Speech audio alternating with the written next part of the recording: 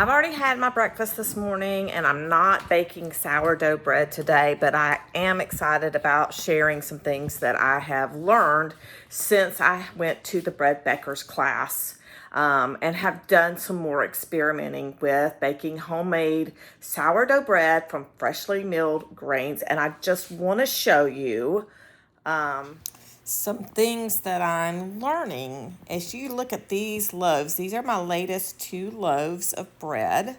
The one that has the ear came out of the oven first. This is the second one, and I made this one and I sent it to Jenna.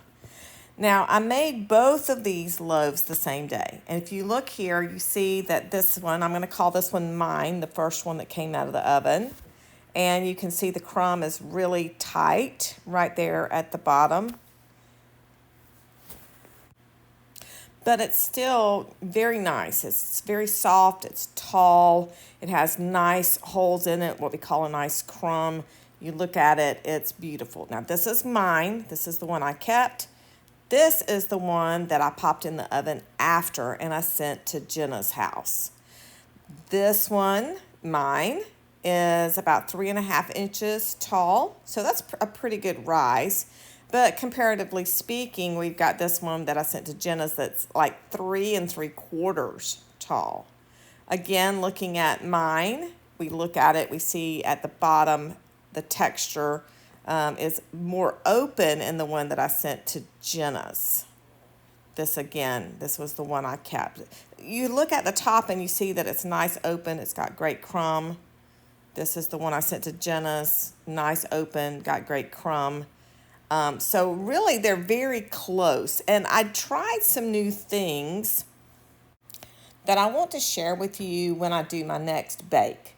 If you notice here, this beautiful, this is the first loaf that came out, and this is the second loaf that came out that I sent to Jenna's, and I just want to show you that beautiful crumb again. So I changed pans, I increased the number of times I do stretch and folds. I also decided to use a banneton, which we didn't learn to use in the class that we took at the Bread Beckers. Now, I'm not saying anything against that. One of the things that I want to remember is the Bread Beckers class was for beginners, and it was just get in there, learn to make a loaf. But for those of us who've been doing it for a while and we're practicing with our own kitchen, our own humidity levels, our own oven temperatures and things like that, our own pans, that is one of those things where I had to step back and go, man, how do I make this better?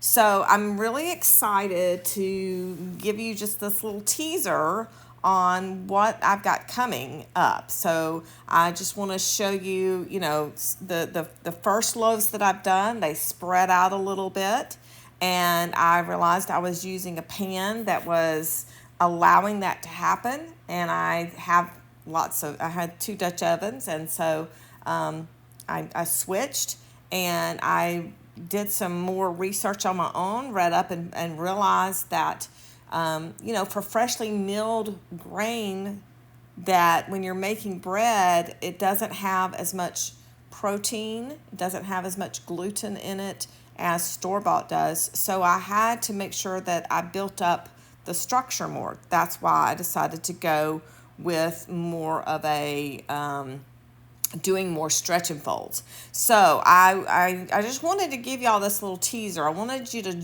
to look forward to some more videos that I'm going to be doing, because if you're struggling and you're going, I love freshly milled flour and I want to have beautiful sourdough bread myself, then this may be very helpful to you.